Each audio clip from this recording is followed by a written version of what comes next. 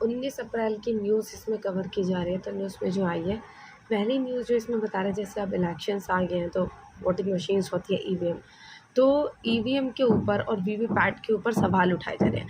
कहा जा रहा है जो वीवीपैट की जो पर्ची जो स्लिप होती है वो लोगों के हाथ में दे दी जाए, लेकिन ये कहा जाता है कि अगर उस पर्ची को अगर लोगों को दे दिया जाए तो वो जो गोपनीयता जो रखी जाती है वो गोपनीयता नहीं रहेगी और ये काफ़ी ज़्यादा दिक्कतें पैदा की जाएंगी। और ये आयोग के द्वारा ये बताया जा रहा है कि जो 100% जो है मशीन मॉक पोल से गुजरती है और हालांकि प्रत्याशी 5% की ही को खुद ही जांच जो करते हैं। और इस पर अदालत ने सवाल ये किया कि 1 मिनट में कितने वोट पड़ते हैं। इसके सवाल में अधिकतर अधिकारी ने यह कहा कि 4 से कम जो है वो वोटें पड़ जाती हैं। और ये कहा जा रहा है कि जो पर्ची जो उसमें प्रिंट होती है वह इसकी गुणवत्ता की नहीं जा सकती, क्योंकि सभी वोटों को इसके ज़रिए गिना जाए। और इस पर जज ने यह सवाल उठाया कि अगर हाथ में लोगों को जो पर्ची जो दी जाएगी उससे गोपनीयता भंग हो जाएगी और जो पर्ची है उसका दुरुपयोग भी किया जाएगा। और इलेक्ट्रॉनिक वोटिंग मशीन की प्रभावित पर संदेह नहीं करें और अगर निर्वाचन आयोग अच्छा काम करता है तो उसकी सराहना करें। तो क्योंकि इलेक्ट्रॉनिक वोटिंग मशीन पे ये क्वेश्चंस उठाए जा रहे थे, कुछ वीवीपैट के ऊपर कुछ क्वेश्चंस उठाए जा रहे थे, मतलब कोर्ट में इस तरीके की डिमांड आई थी कि जितनी वोट पड़ती है उतनी ही जो वीवीपैट में उतने ही संख्या में उतनी ही स्लिप्स जो है वो होनी चाहिए, तो नंबर्स काउंट होने चाहिए। ये दावा जो है वो किया जा रहा था। और भूषण उन्होंने ये कहा है कि मैं समझता हूँ कि चुनाव एकदम नज़दीक है और कम से कम ईवीएम व बटन दबाने के बाद 7 सेकंड तक जलने वाले बल्ब को लगातार जलने देना चाहिए। उनका कहना है कि जो 7 सेकंड तक जो बल्ब जलता है उसको लगातार जलने देना चाहिए। जो पीठ है, जो ग्रुप है, उसने भूषण से ये कहा कि मतदाताओं की संतुष्टि और भरोसा चुनाव प्रक्रिया का मूल है। और उनके द्वारा ये भी कहा जा रहा है कि चाहे वीवीपैट मशीन पर पारदर्शी कांच हो या बल्ब का जलना हो, मतदाता की संतुष्टि और भरोसा सबसे ज़्यादा मायने रखता है। तो इस तरीके की न्यूज़ आई है जो कि वीवीपैट के ऊपर और इलेक्ट्रॉनिक मशीन के ऊपर कुछ सवाल उठाए जा रहे थे। लोकतंत्र का महोत्सव शुरू, जो लोकतंत्र के जो इलेक्शंस है वो पहले चरण का जो मतदान है वो शुरू हो गया। पहले चरण का जो मतदान हुआ है वो कम से कम 102 सीटों पर जो है वो वोट डाले जाएंगे। उसमें से कुछ 2 राज्य, इनके साथ ही जैसे 2 राज्य सिक्किम और अरुणाचल प्रदेश के विधानसभाओं के चुनाव भी होंगे। और इन 102 सीटों में दक्षिण भारत के राज्य तमिलनाडु होंगे जिसमें 39 सीटों पर, उत्तराखंड के सभी 5 सीटों पर मतदान होगा। उसके अलावा उत्तर प्रदेश की कुल 80 सीटें, लेकिन उसमें से कुछ 8 सीटों पर मतदान होगा।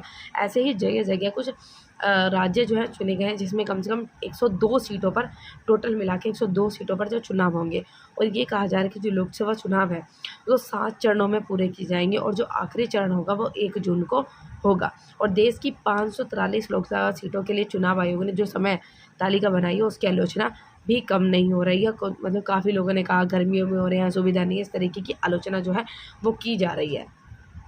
लोकतंत्र जो है चुनाव का निश्चित रूप से बहुत ज़्यादा महत्व जो होता है लोकतंत्र में, चुनाव का बहुत ज़्यादा लोकतंत्र में महत्व होता है, क्योंकि इसमें जो आदमी है वो 5 सालों के लिए अपनी मनपसंद सरकार का गठन करता है कि वो पिछले 5 सालों को कंपैरिजन करके उस इंसान को चुनता है कि पिछले 5 सालों में उस अगर व्यक्ति ने किया कुछ नहीं होगा तो उसको वहाँ से हटा देंगे, उसको वोट नहीं देंगे। और अगर उस व्यक्ति ने कुछ काम जो है वो किए होंगे और अच्छा काम उनको लगा होगा कि अच्छा है, इसी तरीके की सरकार हमारे देश में आनी चाहिए दोबारा से, तो उसी व्यक्ति को वोट देंगे। तो ये जो चुनाव है ये काफ़ी ज़्यादा जो लोकतंत्र का बहुत ही एक महापर्व है और बहुत ज़्यादा महत्व रखते हैं। 5 साल के लिए व्यक्ति चुनता है कि किसकी सरकार जो है वो बनेगी। जनता को कहा जा रहा है कि असली मालिक जो होती है वो जनता ही होती है। और यह कभी कहा जा रहा है कि वो जो भारत का महान संविधान केवल 5 साल के लिए ही सरकार को गद्दी पर इसलिए बैठाता है जिससे जनता पिछले 5 सालों से राज कर रही सरकार के एक एक पाई का हिसाब लगा सके और ये देखे कि उस सरकार ने कुछ किया है नहीं किया। और पहले चरण में कितने प्रतिशत मतदान होते हैं, क्योंकि ये कहा जा रहा है कि अब जो 102 सीटों पर हो रही है तो उसमें देखा जाएगा कि कितने मतदान वो हुए, मगर सबसे ज़रूरी मतदान में हिस्सा लेना होता है।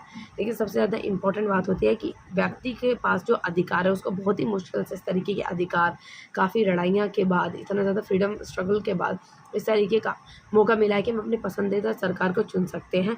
तो मतदान का जो मौका है उसको नहीं छोड़ना चाहिए, क्योंकि वो उसका अधिकार है और अपने अधिकार को, और वो उसकी ज़िम्मेदारी भी है, ठीक है। तो अपने अधिकार को नहीं छोड़ना चाहिए और उसको मतदान में हिस्सा लेना बहुत ज़्यादा ज़रूरी होता है, क्योंकि मुल्क की जो तकदीर चुनावों में जनता की भागीदारी से होती है।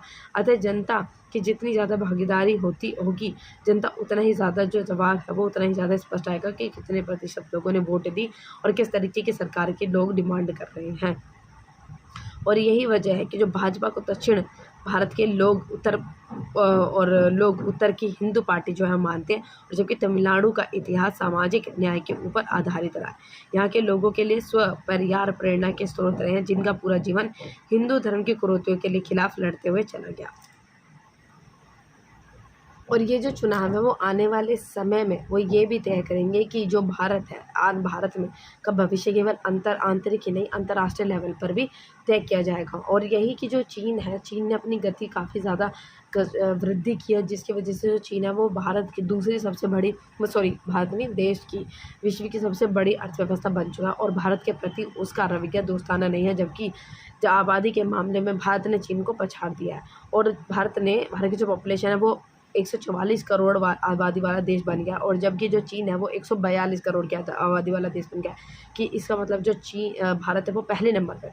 साथ ही पाकिस्तान की करतूतों से भी भारतवासी वाकिफ़ है, हालांकि फ़िलहाल वह अपने ही कमज़ोरियों से जूझ रहा है और मगर भारत के प्रति रंजिश ही रखता है। और भारत का लोकतंत्र सहभागिता का लोकतंत्र भी कहलाता है, जिसमें पंचायत स्तर से लेकर राष्ट्रीय स्तर तक सत्ता में लोगों की भागीदारी सुनिश्चित की जाती है। और लोकसभा के चुनाव राष्ट्रीय चुनाव है, अतः लोगों का ये कर्तव्य है कि वे अधिकाधिक संख्या में मत डालकर अपनी हिस्सेदारी तय करें। स्वदेशी क्रूज मिसाइल का सफल परीक्षण किया गया। जो DRDO है, इसको अनुसंधान विकास संगठन यानी DRDO, उन्होंने अभी उड़ीसा के तट पर एकीकृत परीक्षण रेंज चांदीपुर से स्वदेशी प्रौद्योगिकी क्रूज मिसाइल का सफल परीक्षण जो किया। और मिसाइल के परीक्षण के दौरान एकीकृत परीक्षण रेंज द्वारा अलग अलग जगह पर सेंसर तैनात थे, जिसमें radar, electro optical tracking system और टेलीमेट्री ने मिसाइल की मॉनिटर जो है वो किया है। तो डैट इज़ वेरी इंपॉर्टेंट। और ये स्वदेशी क्रूज मिसाइल है जो कि भारत में ही बनाएगी।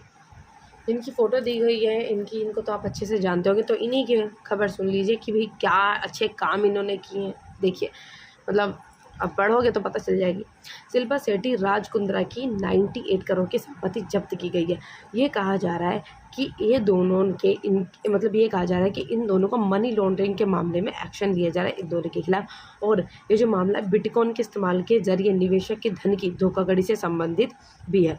और अभिनेत्री शिल्पा शेट्टी और उनके जो पति हैं, उनका जो पुणे में एक बंगला और जो इक्विटी शेयर सहित 98 करोड़ की जो संपत्ति है उनकी जब्त कर ली गई है। और ईडी ने सोशल मीडिया एक्स पर पोस्ट ये बताया कि जो PMLA 2002 के प्रावधानों के तहत रिपू जो सुधन कुंद्रा उर्फ राज कुंद्रा से संबंधित 97.79 करोड़ का जो अचल और जो चल संपत्ति है उन सब चीज़ों को जब्त कर लिया गया है। ईडी ने ये जो एक्शन है वो मनी लॉन्ड्रिंग केस मामले में लिया। और न्यूज़ एजेंसी PTI के मुताबिक ईडी ने महाराष्ट्र पुलिस और दिल्ली पुलिस की तरफ से वन वेरिएबल जो टेक प्राइवेट लिमिटेड और आरोपित दिवंगत अमित भारद्वाज और अन्य समित लोगों के खिलाफ जांच शुरू किया। ये कहा जा रहा है कि जो बिटकॉइन के रूप में प्रति माह 10% रिटर्न के झूठे वादे के साथ भोली भाली जनता को इनके द्वारा फंसाया जाता था। बिटकॉइन के रूप में बड़ी मात्रा में धनराशि जो एकत्रित की गई थी। और ईडी ने यह भी आरोप लगाया कि प्रमोटर्स ने निवेशकों को धोखा दिया और गलत तरीके से प्राप्त बिटकॉइन को अस्पष्ट ऑनलाइन वॉलेट में छिपा रखा है। ईडी ने ये भी कहा है कि अभी भी इनके पास 285 बिटकॉइन है और जिनकी कीमत वर्तमान में 150 करोड़ रुपए है। अभी देखेंगे जो ईडी होती है कि वो क्या है और जो बिटकॉइन है वो क्या है। जो ईडी होती है उसको कहा जाता है इन्फोर्समेंट डायरेक्टरेट। ये क्या है, एक केंद्र की सेंट्रल की एक जांच एजेंसी है जिसको कहते हैं खुफिया एक एजेंसी है, सरकार की एक जांच एजेंसी है। जो ईडी इन्फोर्समेंट डायरेक्टर 2002 में इसको स्टार्ट कर गया था। ये भारत में वित्तीय कानून को लागू करने में मदद करती है, अर्थात आर्थिक मामले में हेर फेर की जांच जो है वो ईडी के द्वारा ही की जाती है। तो इन्फोर्समेंट डायरेक्टर इस तरीके का काम जो है वो करती है। अभी देखा जाएगा कि बिटकॉइन जो होते हैं भाई वो बिटकॉइन है। बिटकॉइन क्या होता है? बिटकॉइन का मतलब जो बिटकॉइन होता है वो एक डिजिटल करेंसी होती है और ये केंद्रीय बैंक द्वारा संचालित नहीं होती। जो भारत में जो केंद्रीय बैंक है इनके द्वारा इसको संचालित नहीं किया जाता। ये एक क्रिप्टो करेंसी है जिसे किसी एक व्यक्ति, समूह या इकाई के नियंत्रण से बाहर पैसे और भुगतान के रूप में खर्च जो कार्य करने के लिए डिज़ाइन किया जाता है। ये वित्तीय लेन देन में विश्वसनीय तीसरे पक्ष के भागीदारी को हटा देती है। जैसे कि तीसरे पक्ष की भागीदारी मतलब जैसे बैंक वगैरह हो गए, उन सब चीज़ों को हटा देती है। विकास जैसे इसका डेवलपमेंट जो है वो किसके द्वारा इसको किया गया था, सतोशी नाकामोटो के द्वारा इस चीज़ को लाया गया था। और फर्स्ट टाइम 2009 में इसको सार्वजनिक मतलब सभी जगह इसको बताया गया था कि 2009 में इसको सार्वजनिक इसको 2009 में किया गया। सातोशी बिटकॉइन की सातोशी का मतलब क्या था, नाम के हिसाब से ही इसका नाम रखा था। तो सातोशी होती है जो बिटकॉइन की सबसे छोटी या एक 100वीं इकाई कहा जाता है और इनके मालिकों को कोई खाता नहीं होता और संख्या सामाजिक कोड या नाम नहीं दिए इनके मतलब इस तरीके को कोई नाम नहीं दिया जाता। और देखा जाए तो मालिक खरीदार विक्रेता सभी इनका गुमनाम जो होता है बिटकॉइन का रहता है। और यही चीज़ अब एक क्वेश्चन आपके दिमाग में हो रहा कि एक बिटकॉइन कितने रुपए का होता है, मतलब एक बिटकॉइन होती है उसकी वैल्यू कितनी बताई जा रही है। एक बिटकॉइन की वैल्यू होती है 53,86,226 एक बिटकॉइन की वैल्यू होती है। कहा जा रहा है कि नेशनल के ऊपर उसके ऊपर आरोप लगाया जा रहा है कि ये भारतीय बच्चों के साथ खिलवाड़ कर रहा है। तो जानते हैं कि किस तरीके से भारतीय बच्चों के साथ खिलवाड़ किया जा रहा है। ये कहा जा रहा है कि जो नेशनल कंपनी है वो क्या करती है कि मतलब जो इनके द्वारा एक रिपोर्ट जो है वो बताई गई कि IBFAN की एक जांच से ये पता लगा है कि जो नेशनल कंपनी है वो भारत के स्वास्थ्य के ऊपर बच्चों की तरफ कोई ध्यान नहीं दे रही है और भारत में बेचे जाने वाले शिशु आहार में चीनी की मात्रा जो बहुत ज़्यादा अधिक बताई जा रही है। और यही चीज़ें जो दूसरे कंट्रीज़ में बिना चीनी के बिकती हैं, जैसे कि जो दूसरी कंपनियों के जैसे यूनाइटेड किंगडम, जर्मनी, इन सब देशों में ये जो प्रोडक्ट हैं वो चीनी मुक्त बेचे जाते हैं। और अध्ययन में ये भी खुलासा किया गया कि भारत में सभी सेरेलैक और शिशु प्रोडक्ट्स में प्रति जो सर्विंग औसत लगभग 3 ग्राम चीनी होती है और यही प्रोडक्ट जर्मनी और ब्रिटेन में बिना चीनी का बेचा जा रहा है। और जबकि यूथोपिया और थाईलैंड में भी इसमें कम से कम 6 ग्राम चीनी होती है। तो भाई इस तरीके का खिलवाड़ जो है भारतीय बच्चों के साथ क्यों जा रहा है। और दूसरे देशों में इन सब चीज़ों में कोई चीनी नहीं होती लेकिन भारत में इन सब चीज़ों में चीनी। तो एक कंपनी के इतना भेदभाव और इतनी सब चीज़ें गलत चीज़ें क्यों कर रही है, उस कंट्री में बेच रही है तो इस कंट्री में भी तो बिना चीनी के इन सब चीज़ों को बच्चों के हेल्थ को ध्यान में रखते कर सकते हैं। तो कंपनी द्वारा उल्लंघन सिर्फ एशियाई, अफ्रीका और लैटिन अमेरिकी देशों में पाए गए। हालांकि नेशनल इंडिया लिमिटेड के एक प्रवक्ता ने कहा कि कंपनी ने पिछले 5 वर्षों में अपनी बेबी अनाज पोर्टफोलियो में अतिरिक्त चीनी की कुल मात्रा में 30% की कमी की है और इनमें इसे और कम करने के लिए उत्पादों की समीक्षा और पूर्ण निर्माण जारी रखा गया। और ये भी कहा गया है कि स्विस फूड दिग्गज गरीबों देशों में बेचे जाने वाले शिशु के दूध और अनाज उत्पादों में चीनी और शहद मिलाते हैं। कि भाई गरीब देशों में कहा जा रहा है, इनके द्वारा आरोप लगाया जा रहा है। ब्रिटेन अखबार की तरह नेशनल राष्ट्रीय बाल अधिकार संरक्षण आयोग के अध्यक्ष प्रियंका कानूनगो ने अब नेशनल को लेकर रिपोर्ट जो है वो जारी की गई है। और ये बता दें कि ये कहा जा रहा है कि इसके तहत निर्मित शिशु खाद्य उत्पाद में पाई जाने वाली चीनी सामग्री में मीडिया रिपोर्ट को संज्ञान किया। तो इस कंपनी द्वारा निर्मित बेबी उपभोक्ता में अतिरिक्त शक्कर और चीनी जो है कि संभावित रूप से शिशु और छोटे बच्चों के स्वास्थ्य को नुकसान पहुँचाई जा सकती है। ये सब चीज़ें कही जा रही है और ये रिपोर्ट जो है वो आई है। अंतरिक्ष में अग्रणी बनने के लिए भारत के पास इच्छा शक्ति व साधन मौजूद। ये कहा जा रहा है कि जो नौसेना के जो प्रमुख एडमिरल जिनका नाम है आर हरि कुमार ने, उनके द्वारा ये कहा जा रहा है कि विभिन्न चुनौतियों और प्रौद्योगिकी से इनकार के बावजूद जो भारतीय अंतरिक्ष वैज्ञानिकों ने दुनिया को ये दिखा दिया है कि भारत के पास अंतरिक्ष क्षेत्र में अग्रणी बढ़ने के लिए इच्छा शक्ति, बुद्धिमत्ता और साधन मौजूद है। मतलब ये है कि भारत वो एक कमज़ोर देश नहीं है और भी ज़्यादा प्रगति जो वो कर रहा है और इन सब चीज़ों की तरफ और भी ज़्यादा तेज़ गति से आगे बढ़ रहा है। और रॉकेट्स, ये कहा जा रहा है कि ये कोई रॉकेट साइंस नहीं है और अमृत काल में जो भारत अंतरिक्ष क्षेत्र में तेज़ी से आगे बढ़ रहा है। और उन्होंने ये भी कहा है कि संपूर्ण अंतरिक्ष परिस्थिति तंत्र बनाने और कुछ देशों में से एक के रूप में भारत ने अपनी पहचान जो बनाई और इसका अंतरिक्ष और इसका अंतरिक्ष क्षेत्र तेज़ी से 21वीं सदी के सबसे गतिशील और प्रभाषित प्रयासों के रूप में विकसित हो रहा है, जिससे निवेश और विकास के अधिक अवसर पैदा होते हैं और बहुत ज़्यादा इंपॉर्टेंट है। ये देखिए फ़ोटो में ये जो है वो कह रहे हैं नौसेना के प्रमुख एडमिरल, जिनका नाम है आर हरि कुमार, और देश ने दुनिया को दिखाया कि भारत के लिए कुछ भी असंभव नहीं है और भी ज़्यादा प्रगति उन्नति भारत जो हमारा देश कर रहा है। और ये बहुत ही एक खुशखबरी और बहुत ही अच्छी बात। विदेशी अवैध सट्टेबाजी कंपनियों से 2.5 अरब डॉलर का जीएसटी नुकसान AIGF के द्वारा कहा जाए। गेमिंग उद्योग निकाय ऑल इंडिया गेमिंग फेडरेशन, तो AIGF के full form all India gaming federation के द्वारा ये कहा जा रहा है कि विदेशी अवैध सट्टेबाजी तथा जुए से जुड़ी इकाइयाँ सरकारी खजाने को प्रति वर्ष 2.5 अरब डॉलर का जो है वो नुकसान पहुंचा रही है। इनके द्वारा ये कहा जा रहा है कि जो अवैध सट्टेबाजी और जुए से विभिन्न खेलों को जोड़ती है और नहीं मतलब सॉरी AGI जो है वो रोलैंड लेडर्स ने कहा कि जो विदेशी संस्थाएं वो अवैध सट्टेबाजी और जुए से विभिन्न खेलों को जोड़ती है, जिसे उपयोगकर्ता वैध तथा अवैध गेमिंग के बीच जो है अंतर नहीं समझ पाते। और उन्होंने ये भी कहा जो अवैध विदेशी इकाइयाँ उपयोगकर्ता को नुकसान पहुंचाते हैं और इससे भारत में वैध उद्योग को भी नुकसान पहुंचाए। मतलब जो लोग हैं, जैसे जो विदेशी कंपनियां होती हैं वो क्या करती हैं, अवैध सट्टेबाज को खेलों से उनके साथ जोड़ती हैं, जिससे जो लोग हैं उनको ये नहीं पता चलती कि वैध गेम है और अवैध गेम है, उनके अंदर अंतर जो है वो नहीं इजीली पता कर पाती, जो कि वैध उद्योगों को भी काफ़ी ज़्यादा नुकसान पहुंचा रहा है। और और मतलब अरब डॉलर का भी GST में भी इसका काफ़ी ज़्यादा नुकसान भी है। और विदेशी अवैध सट्टेबाजी तथा जुआ मंच एक साल में 12 अरब अमेरिकी डॉलर की राशि एकत्र कर रहे हैं, और जिसका मतलब यह है कि सरकार को GST राजस्व में कम से कम 2.5 अरब अमेरिकी डॉलर का नुकसान हो रहा है। उन्होंने ये भी कहा कि विदेशी संस्थाओं ने उपयोगकर्ताओं को लुभाने के लिए मौजूदा IPL सीज़न के दौरान विज्ञापनों में भी वृद्धि की है, और ये भी बताया जा रहा है कि उनके मंच पर कोई भी GST या TDS नहीं लगाने का बेबाकी से प्रचार किया जा रहा है। मतलब कोई भी GST नहीं देते तो GST का नुकसान तो होगा।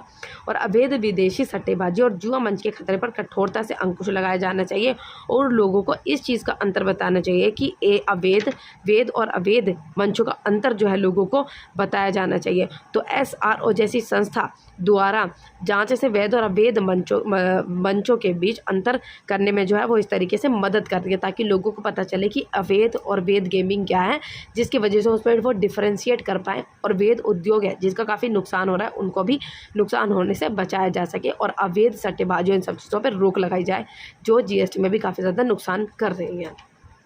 पहले से कंपैरिजन किया जाए तो महिलाओं का संसद में कंट्रीब्यूशन काफ़ी बढ़ रहा है, इतना नहीं बढ़ा है लेकिन पहले के कंपैरिजन में उनका महिलाओं का राजनीतिक जो है उसमें भागीदारी काफ़ी ज़्यादा बढ़ रही है। और देश के पहले आम चुनाव में भी जहां 25 महिला सांसद जीतकर सांसद पहुंची थी, और पिछले लोकसभा चुनाव में ये आंकड़ा 78 जो है वो पहुँच गया था, और हिस्सेदार जो महज 14.4% है, लेकिन फिर भी रियासत में महिलाएं तेज़ी से मजबूती आगे बढ़ रही हैं।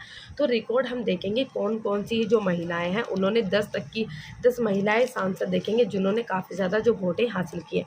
तो पहली जो है वो क्वीन ओजा, जिनको सबसे ज़्यादा वोटें जो मिली थी, सबसे ज़्यादा चुनाव में इनको वोटें मिली थी। तो महिलाओं की बातें की जा रही है कि कौन सी महिला ने सबसे ज़्यादा वोटें जो हैं वो हासिल की है, रिकॉर्ड बनाया वोटों का। तो पहली आ जाती है क्वीन ओजा, दूसरे नंबर पर आ जाती है प्रीतम मुंडे, फिर तीसरे नंबर पर आ जाती है रंजन बेन भट्ट जो कि 2019 के लोकसभा चुनाव में गुजरात से बड़ौदा से लड़ी थी। फिर प्रज्ञा ठाकुर भी 2019 में थी। उसके बाद दिया कुमारी भी 2019। फिर उसके बाद नुसरत जहाँ फिर पूर्व लोकसभा अध्यक्ष सुमित्रा महाजन के 7वें नंबर पर है, और 8वें नंबर पर भाजपा के दर्शन जरादोश जो गुजरात की सूरत सीट से लड़ी थी। उसके बाद आ जाता है 9वें नंबर पर TMC की सजदा अहमद, बंगाल के उबलिया सीट से 2018 में। उसके 10वें नंबर पर स्थान पर हैं विजोया चक्रवर्ती, जिन्होंने 2014 में असम के चुनावटी से वोट हासिल किए थे। तो इस तरीके से जो 10 महिलाएं हैं जिनका नाम इस प्रकार है, जिन्होंने वोटें जो है महिला सांसद जिन्होंने वोटें काफ़ी ज़्यादा हासिल की थी, तो 10 महिलाओं का जो रिकॉर्ड है ये बना है रिकॉर्ड। अब इसमें हम 19 अप्रैल के इतिहास को देखेंगे। जो 19 अप्रैल है उसका क्या इतिहास है और इसके अब के डेट की इम्पोर्टेंट है। सो पहली 1451 में देखा जाएगा कि जो बहलोल लोधी ने दिल्ली पर कब्जा किया था 1451 में। उसके बाद 1770 में कैप्टन जेम्स कुक ऑस्ट्रेलिया पहुंचने वाले पहले पश्चिमी व्यक्ति बने थे। फिर 1775 में अमेरिकी क्रांति की शुरुआत हुई थी और 1882 में कलकत्ता में पहले प्रसूति अस्पताल की शुरुआत हुई थी। फिर 1910 में हैली पुच्छल तारे को पहली बार सामान्य रूप से देखा गया था। फिर 1919 में अमेरिका के लेस्ली इरविन ने पैराशूट से पहली बार छलांग लगाई थी। उसके बाद 1917 में भारत ने वेस्ट इंडीज़ को हराकर टेस्ट क्रिकेट श्रृंखला जीती थी। 1972 में बांग्लादेश राष्ट्रीय मंडल का सदस्य बना था। उसके बाद 1975 में भारत अपना पहला उपग्रह आर्यभट्ट लॉन्च कर अंतरिक्ष युग में दाखिल हुआ था। उसके बाद यह भारत का पहला वैज्ञानिक उपग्रह था। उसके बाद आ जाता है 2011 में क्यूबा के पूर्व राष्ट्रपति फिदेल कैस्ट्रो ने कम्युनिस्ट पार्टी ऑफ क्यूबा की केंद्रीय समिति में 45 वर्षों तक बने रहने की बाद इस्तीफा दिया था। तो ये 19 अप्रैल का इतिहास है कि 19 तारीख को क्यों महत्वता दी जाती है। तो ये सब चीज़ें हुई थी। आनंद विहार स्टेशन को कहा जा रहा है कि यह ट्रांसपोर्ट का मल्टी मॉडल इंटीग्रेशन हब बनेगा। ये कहा जा रहा है कि आरआरटीएस जो है, आरआरटीएस का मल्टी मॉडल इंटीग्रेशन हब बनेगा, जो आनंद विहार का मेट्रो जो ट्रांसपोर्ट वो है। और एनसीआरटीसी ने नमो भारत ट्रेन का संचालन शुरू करने से पहले आनंद विहार स्टेशन पर मेट्रो और आरआरटीएस कॉरिडोर को जोड़ने का पूरा काम कर लिया है। तो किस किस को जोड़ने का पूरा काम किया है उन्होंने? आरआरटीएस कॉरिडोर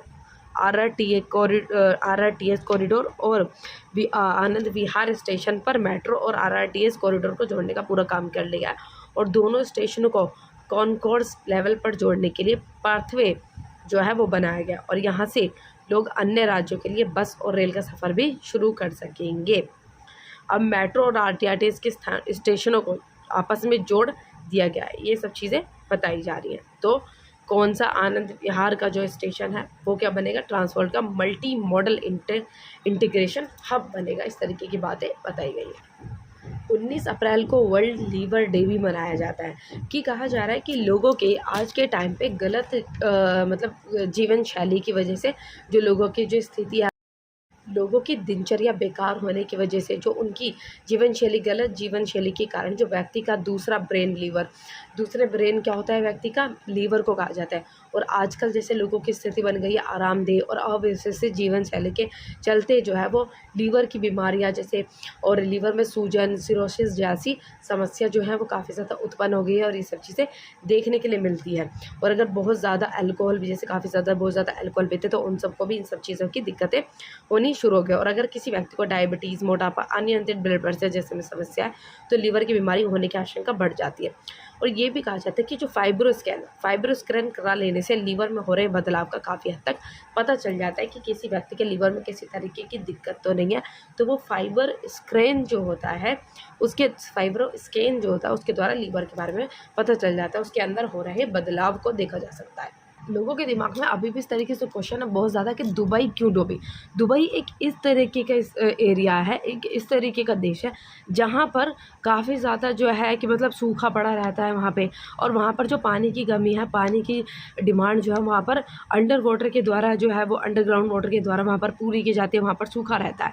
तो संयुक्त राष्ट्र अमीरात जो कि सूखे और रेगिस्तान के लिए माना जाता है, साथ ही अपनी भव्यता के लिए वहाँ पर पहचान होती है। तो आज अचानक एक ऐसी क्या चीज़ हो गई, वहाँ पर मूसलाधार बारिश आई। बारिश तो आई लेकिन वहाँ पर भीषण बाढ़ की चपेट आ गई। तो ये चीज़ें बताई जा रही है इसमें। तो देखिए और इसमें आपको नई चीज़ भी जानने के लिए पता चलेगी। तो ये देखिए इसमें कहा जा रहा है कि कुछ घंटों की बारिश से जो ठप होकर जो वहाँ पर बहुत ज़्यादा बाढ़ आ गई। और पिछले वर्ष नवंबर महीने में भी दुबई का मौसम काफ़ी ख़राब हो गया था, लेकिन इस तरीके की हालत नहीं हुए थे। और रेगिस्तान देश में इस तरह अचानक मौसम ख़राब होने से दुनिया भर के वैज्ञानिक चिंतित है कि भाई एक्चुअली में ऐसा हुआ क्या, कि जहाँ पर इतनी बारिश कभी ऐसी पड़ी नहीं और इस बार बारिश तो पड़ी लेकिन साथ में इतनी ज़्यादा मतलब बाढ़ वगैरह आ गई। तो दुबई में कोई भी नदी नहीं है और वहाँ पर पेयजल के लिए जो व्यवस्था की जाती है वह ग्राउंड वाटर या समुद्र के पानी को स्वच्छ बनाकर की जाती है। अब हर कोई इस चीज़ के बारे में सोच रहा है कि इस तरीके से चीज़ें हुई कैसे कि संयुक्त राज्य अमेरिका में 75 वर्षों में सबसे भारी बारिश का असली कारण जो है क्या है कि 75 वर्ष हो गए इस तरीके की बारिश कभी नहीं हुई और बाढ़ भी आ गई भाई, ऐसा क्या हो गया। तो वैज्ञानिक संबंध में अपनी अपनी राय जो है वो दे रहे हैं। तो लोगों के द्वारा ये कहा जा रहा है, विज्ञान के द्वारा ये बताया जा रहा है कि दुबई में भयानक बाढ़ के पीछे क्लाउड सीडिंग का मामला बताया जा रहा है। भाई अब ये क्लाउड सीडिंग क्या होती है, भाई नई सोचने वाली समस्या है कि क्लाउड सीडिंग क्या होती है। क्लाउड सीडिंग एक किस तरीके की टेक्निक्स है जिसको कह सकते हैं आर्टिफिशियल रेन जनरेट करना। आर्टिफिशियल रेन जनरेट करना भी इसको कहा जा सकता है, आर्टिफिशियल रेन जनरेट करना भी इसको कहा जा सकता है कि manipulate existing clouds to help reduce more rains. मतलब जो क्लाउड्स है उसको मैनिपुलेट करना and using aircraft to drop small particles into the clouds and water vapour can then condense more easily. मतलब इसमें बादलों को उस तरीके से फॉर्म कर देना, उस तरीके से उसमें चीज़ों को मॉलिक्यूल्स को उसमें ऐड करना जिससे कि वहाँ से बारिश होनी शुरू हो जाए। इसको कह सकते हैं आर्टिफिशियल रेन जो है लोगों के द्वारा की जाना। तो जब पर्यावरण के साथ इतनी ज़्यादा छेड़छाड़ की जाएगी तो भाई इस तरीके की दिक्कत क्यों नहीं होगी। तो आगे हम इसमें न्यूज़ में पढ़ते हैं। संयुक्त राष्ट्र अमेरिका के पूर्वी तट पर स्थित फिजोरा में मंगलवार को 14.5 सेंटीमीटर बारिश दर्ज हुई थी और कई रिपोर्टों में दुबई में अचानक आई बारिश को क्लाउड सीडिंग से जोड़ा जा रहा है। और यूएस सरकार ने विशेष नमक की लो, ये कहा जाता है, रिपोर्ट में कहा गया है कि यूएई सरकार ने विशेष नमक की लो जलाने वाले छोटे विमानों को बादलों के बीच से गुजारा और इससे वर्षा बढ़ जाई। तो वहाँ पर कुछ इस तरीके की कंट्रीज़ जहाँ पे वर्षा की समस्या दिक्कत होती है, पानी की समस्या होती है, तो वहाँ की जो कंट्रीज़ है वो इस तरीके से अपने पानी की पूर्ति करती है और वहाँ पर इस तरीके से बारिश जो है वो की जाती है। और उन्होंने बारिश से पहले 6 या 7 क्लाउड सीडिंग उड़ानें भरी थी, ऐसा कहा जा रहा है। और दुबई का जो फ्लाइट ट्रैकिंग डाटा भी इसी और इशारा कर रहा है कि ये सब चीज़ें क्लाउड सीडिंग की वजह से ही हुई है। तो और भी चीज़ें देखते हैं इसमें आगे। और ये भी बताया जा रहा है कि यूएई ने अपने घटित सीमित भूजल को बढ़ाने के लिए क्लाउड सीडिंग करता है कि जो यूएई है उसको पानी की समस्या जब होती है और जब इस तरीके के सूखा पड़ा रहता है, पानी चाहिए होता है, बारिश चाहिए होती है, तो इस तरीके से क्लाउड सीडिंग जो है वो करता है। और साथ ही पानी के लिए ऊर्जा की खपत करने वाले अलवणीकरण संयंत्रों पर अधिक निर्भर करता है। और क्लाउड सीडिंग, भाई जो क्लाउड सीडिंग है कि कहने की जो क्लाउड सीडिंग से बारिश तो हो सकती है, लेकिन ऐसा कुछ नहीं होता। लोगों का कहना है कि क्लाउड सीडिंग से बारिश तो की जा सकती है लेकिन बाढ़ कैसे आ गए। तो दुबई क्लाउड सीडिंग का दीवाना बना हुआ और क्लाउड सीडिंग से बादल इतने पागल हो जाते हैं, ये लोगों को समझ ही नहीं आ रहा कि भाई इतना कैसे हो गया। सो गर्मी के दिनों में इस शहर का तापमान जो लगभग 50 डिग्री हो जाता है और बेतहाशा गर्मी, यहाँ पर बहुत ज़्यादा गर्मी हो जाती है। और सबसे पहले जो क्लाउड सीडिंग कहाँ हुई थी, अमेरिका में सबसे पहले क्लाउड सीडिंग 1946 में की गई थी। फिर धीरे धीरे दुनिया के कई देशों में इन सब चीज़ों का इस्तेमाल किया गया था। इन सब चीज़ों का इस्तेमाल जो है वो किया गया था। और कृत्रिम बारिश एक जटिल और महंगी प्रक्रिया है और तभी 1 फुट वर्षा के लिए 25,000 रुपये जो है उसकी लागत लगानी पड़ती है। और 2008 के चीन ओलंपिक खेलों के दौरान बीजिंग पर बादलों को बरसाने की पूरी संभावना थी। मतलब बीजिंग में भी इस तरीके की संभावना थी कि बारिश हो जाएगी, लेकिन चीन ने जो इन सब चीज़ों का इस्तेमाल किया, चीन ने फिर क्या किया, चीन ने बादलों को समय से पहले बरसाने के लिए केमिकल युक्त रॉकेट बादल में छोड़ा था, जिससे समय से पहले उन्होंने बारिश कर ली गई। तो ये सब चीज़ें, इन सब चीज़ों से प्रकृति के साथ बहुत ज़्यादा छेड़छाड़ की जा रही है और ओजोन परत का नुकसान किया जा रहा है और समुद्र का जल तेजाबी होने की आशंका भी जताई जा रही है। ये कहा जाता है कि भगवान ने एक सृष्टि बनाई है, उसमें मोतियों से पिरो रखा है, उसको माला को तोड़ देंगे वो तो सब बिखर जाएगा। और लोगों की बदलती जीवन शैली के चलते भयंकर जो है वो उसके साथ खिलवाड़ किया जाता है तो लोगों को इसका भयंकर परिणाम देखने के लिए मिल सकता है। और विज्ञान का जो है वो गलत तरीके से इस्तेमाल किया जा रहा है और वह प्रकृति के खतरे में ढालने की विशान जो विनाश लीला बंद करे और विज्ञान का इस्तेमाल बहुमत होकर संयत तरीके से करे तो काफ़ी अच्छा होगा। तो जब इसका अंजाम लोगों को देखने को मिलता है तो लोग सोचते हैं भाई ऐसा कैसे हो गया भाई ऐसे हो गया कि भाई लोगों जब परिवर्तन के साथ छेड़छाड़ करेंगे तो ऐसा ही होगा। लोगों को कैसे समझ में आएगा भाई ये सब चीज़ें कि भाई इतना ज़्यादा पहले इन्वायरमेंट के साथ, पर्यावरण के साथ इतना ज़्यादा छेड़खानी करके उसको मतलब इतना ज़्यादा परेशान किया जा रहा है। बारिश नहीं हो रही थी वहाँ पे, इस सब तरीके की हरकतें करने के बाद जब बाढ़ आ गई तो फिर सब वैज्ञानिक सोच रहे हैं भाई ऐसा कैसे हो गया। तो ऐसा जो भाई परिवर्तन के साथ छेड़छाड़ करेंगे तो ऐसा ही होगा। लोगों के लिए अचंभित होगा ये सब सोचना।